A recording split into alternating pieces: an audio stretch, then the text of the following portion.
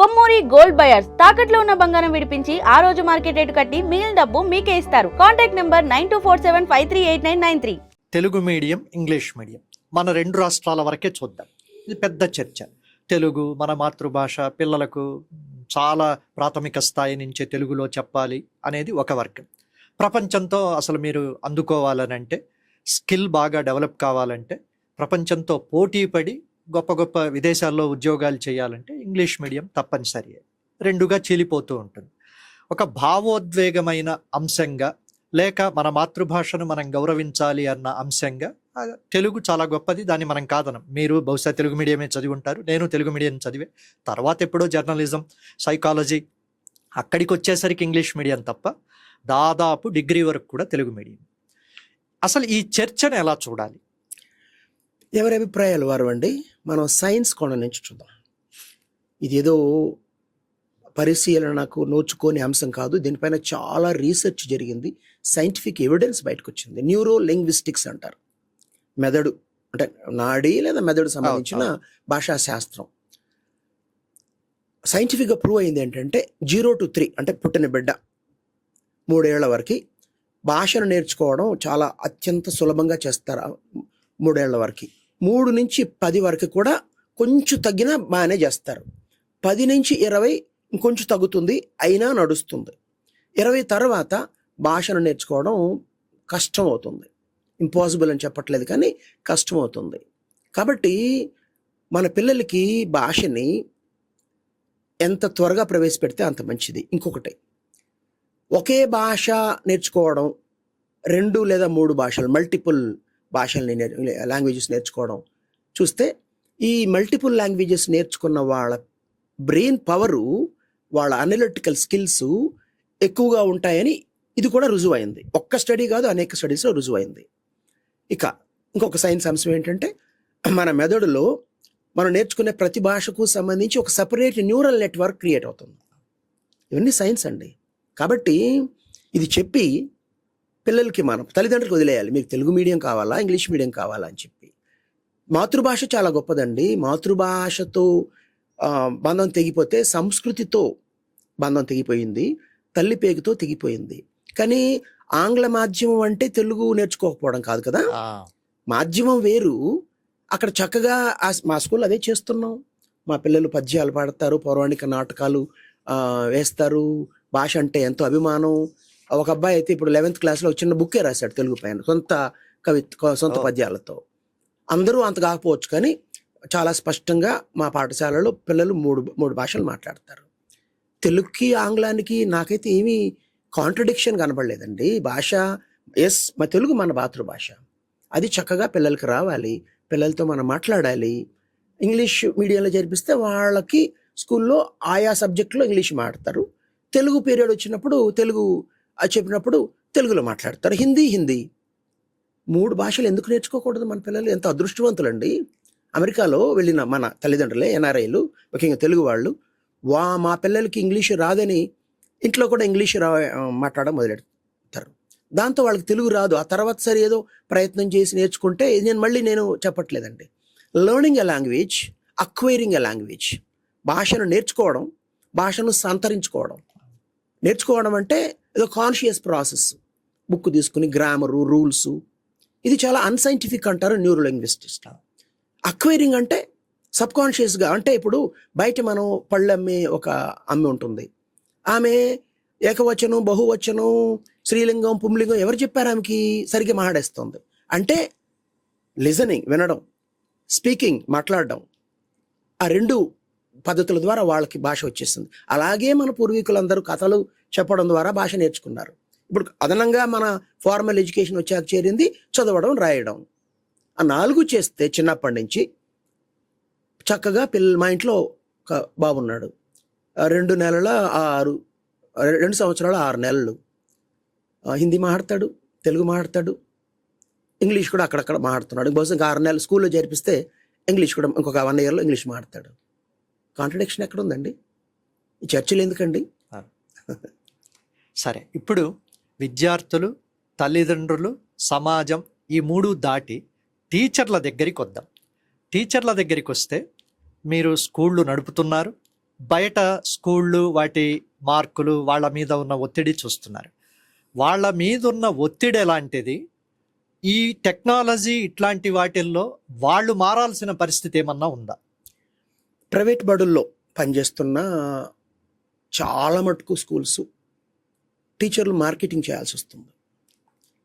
Summer holidays వాళ్ళకు ఉండవు. ఒక విధంగా చెప్పాలంటే ఇన్ని అని ఫిక్స్ చేస్తారు, 10, 15, 12 అట్లా ఫిక్స్ చేస్తారు. ఇన్ని అడ్మిషన్స్ తీసుకురావాలి. డోర్ టు డోర్ వెళ్ళి సేల్స్ పర్సన్స్ లాగా డోర్ కొట్టి మా స్కూలు ఇది బాగుంది అని వాళ్ళతో బలవంతం పెట్టి వాళ్ళ బ్రెయిన్ వాష్ చేసి అడ్మిషన్లు తీసుకురావాల్సిన దుస్థితి. అలా అడ్మిషన్ని అడుక్కుంటే ఆ తల్లిదండ్రులు నేను టీచర్గా ఎందుకు గౌరవిస్తారు, స్కూల్ని ఎందుకు గౌరవిస్తారు, పిల్లలకి టీచర్ల పైన ఎందుకు ఇది ఉంటుంది? ఇది దయనీయమైన పరిస్థితి. ఇది ఒక విషవలయం.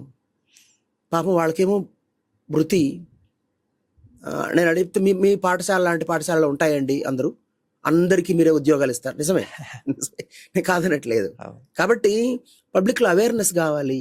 తల్లిదండ్రుల్లో ఎందుకు ఈ స్కూల్ గొప్పదైతే మనం అడ్మిషన్ల కోసం వెళ్ళి లైన్లో నిలబడాలి, కానీ వీళ్ళెందుకు వచ్చి మనల్ని బ్రెయిన్ వాష్ చేస్తున్నారు అని ఆలోచించాలిగా పేరెంట్స్. నేను ఎప్పుడు ఒకటే సొల్యూషన్ ఇస్తానండి, మన సమస్యని మనమే తీర్చుకుంటే, ఎవరినో బ్లేమ్ చేయడం కన్నా, ఎవరో వస్తారని ఏదో చేస్తారని ఎదురు చూసి మోసపోతూ మన సమస్యలు మనమే పరిష్కరించుకుందాం. ఉన్నంతలో ఒక మంచి పాఠశాల ఎన్నుకోవడం, ఏ పాఠశాల అయితే టీచర్కి గౌరవం ఇస్తారో ఎంచుకోవడం. ఇక రెండో ప్రశ్న అడిగారు మీరు. టీచరు నిరంతర విద్యార్థి. నేను టీచరే, స్కూలు కరెస్పాండెంట్, చైర్మన్, ఈ మాటలు అంటే నాకు కొంచెం ఒళ్ళు కంపరం. టీచర్ అనుకుంటా, మా నాన్న టీచర్, నేను టీచర్, అంతే. నేను రోజు నేర్చుకుంటుంటా, పుస్తకాల నుంచి, నెట్ నుంచి. అన్నిటికంటే నేను ఎక్కడ ఎక్కువ నేర్చుకుంటానో ఊహించగలరా మధు గారు? క్లాస్ రూమ్లో పిల్లలు చెబుతుంటే వాళ్ళ రియాక్షన్స్ బట్టి, వాళ్ళ ప్రశ్నలు బట్టి నేను ఎన్నో విషయాలు నా మెథడాలజీని అంతా రిఫైన్ చేసుకోవడం ఇలాగే జరిగింది. ఎలాంటి ఎగ్జాంపుల్స్ ఇవ్వాలి? తరగతి గది విద్యార్థికి ఎంత జ్ఞానం ఇస్తుందో, టీచరు విద్యార్థికి ఎంత జ్ఞానం ఇస్తున్నారో అంతకు రెట్టింపు జ్ఞానాన్ని పిల్లల నుంచి టీచర్ పొందుతాడు. సో క్యూరియాసిటీ ఉండాలి టీచర్ అన్న వాళ్ళకి. కంటిన్యూస్ లెర్నింగ్, నిరంతర అధ్యయనం చేయాలి. ఏఐ ఒక సాధనం, ఏఐని చక్కగా ఉపయోగించుకోవచ్చు. మొన్నటిదాకా గూగుల్లో కూర్చుని ఒక 10-15 వెబ్సైట్లు చెక్ చేస్తే కానీ దొరకని సమాచారం ఇప్పుడు ఒక వాయిస్ కమాండ్తో వచ్చి పడుతుంది. అప్డేట్ చేసుకో. అదేమైనా టీచరా? అదేమైనా అన్నం తింటుందా? అది నీ చేతిలో ఒక సాధనం. ఎస్, కొన్ని ఎలా నేర్చుకోవాలో కొత్తగా, అంటే ఇన్ఫర్మేషనే నాలెడ్జ్ కాదు. నేను దాకా చెప్పాను, కేవలం పిల్లల బుర్రల్ని ఇన్ఫర్మేషన్తో నింపకుండా బట్టి చదువుల వల్ల ఏమీ లాభం ఉండదు ఇంకా. కాబట్టి పిల్లలకి హ్యూమన్ స్కిల్స్ అంటే ఏంటి ఇందాక చెప్పాను, social intelligence, emotional intelligence, curiosity, critical thinking, creativity, confidence, ఇలాంటివి 13 Cలు. దానికి నేను త్రయోదశి అని పెట్టాను. అద్భుతమైన నామకరణం. త్రయోదశి చివరి దానికి సి రాసి బ్రాకెట్లో 13C అని ఉంటుంది క్లారిటీ కోసం. ఈ 13 Cల విద్య పిల్లలకి నేర్పాలి, టీచర్లు నేర్చుకోవాలి, తల్లిదండ్రులు అర్థం చేసుకోవాలి. ఇది మొత్తం చాలా సమూలమైన మార్పులు రావాల్సిన పరిస్థితి ఉంది. టీచర్ పాత్ర మరింత పెరుగుతుంది. ఇంకొకటి చెప్పాలి మీరు అడగకపోయినా, రాబోయే రోజుల్లో కొత్త ఉద్యోగాలు, కొత్త యాప్స్, కొత్త సర్వీసులు వస్తాయి. నేను 1 year క్రితం నా బాలమిత్ర, అంటే వేరే స్కూల్స్కి వెళ్ళి పాఠం చెప్తాను కదా, అదని బాలమిత్ర అని పెట్టాం పేరు. నా గుంటూరు బాలమిత్ర క్లాసులో చెప్పాను 1 year క్రితం. రాబోయే రోజుల్లో అమ్మ అని ఒక యాప్ వస్తుంది. ఆ అమ్మ సర్వీస్ని బుక్ చేసుకోవచ్చు. ఒక రోబో సైంటిస్ట్ 20 ఏళ్ల తర్వాత ఒంటిగా ఉంది ఇంట్లో, అమ్మ యాప్లో బుక్ చేసుకుంది. అమ్మ హైడ్ మమ్మీ పొద్దున్న 8 గంటల, అమ్మ ఏంటమ్మా ఇట్లా చిక్కిపోయావు అంటుంది. తలస్నానం, నూనెంటి తలస్నానం చేయిస్తుంది, సాంబ్రాణి పొగేస్తుంది, కొసరి అన్నం, టిఫిన్, తర్వాత లంచ్ పెడుతుంది, కూర్చొని మాట్లాడుతుంది. ఇలాంటి ప్రొఫెషన్స్ వస్తాయి చూడు అని అంటే, అఫ్కోర్స్ నన్ను కాపీ కొట్టాడని కాదు, ప్యారలల్ థింకింగ్. జపాన్లో రెంట్ ఏ ఫ్రెండ్ అని యాప్ 3 నెలల క్రితం వచ్చింది. సో ఇలాంటి హ్యూమన్ స్కిల్స్ ఉన్న వాళ్ళకి మన బాధలు వినడానికి ఒకడు దొరికితే చాలు అనే ప్రపంచం వచ్చేస్తుందండి. కాబట్టి టెక్నాలజీ అవసరమే. మానవ విలువలు, మానవ కోణం మరిస్తే అదోగతి. ప్రపంచవ్యాప్తంగా ఫిన్లాండ్ అత్యుత్తమ ప్రాథమిక విద్యాబోధన అని చెబుతారు. ఐఐటి రామయ్య గారు అక్కడికి వెళ్ళి పెద్ద వ్యాస సంకలనం రాశారు. అంతర్జాతీయ మీడియాలో కూడా తరచుగా వస్తుంటాయి. అంటే బహుశా 8-9 తరగతి వరకు ఎలాంటి ప్రత్యేకమైన ఇది లేకుండా హాయిగా ఆడుతూ పాడుతూ అని వాళ్ళు రిజల్ట్ కూడా తెచ్చుకుంటున్నారు. అలాంటి ఇంకొంచెం స్వేచ్ఛగా హాయిగా పిల్లలు ఎంజాయ్ చేస్తూ చదివే వాతావరణం భారతదేశంలో ఎప్పటికైనా సాధ్యమేనా? వ్యవస్థలండి, వ్యవస్థలు. ఐఐటి ఎగ్జామ్ ఉంది, ఐఐటి జేఈ, ఐఐటి గొప్ప సంస్థలు. దాంట్లో సీటు సంపాదిస్తే లైఫ్ సెక్యూర్ అయిపోతుందని అనుకునేవారు.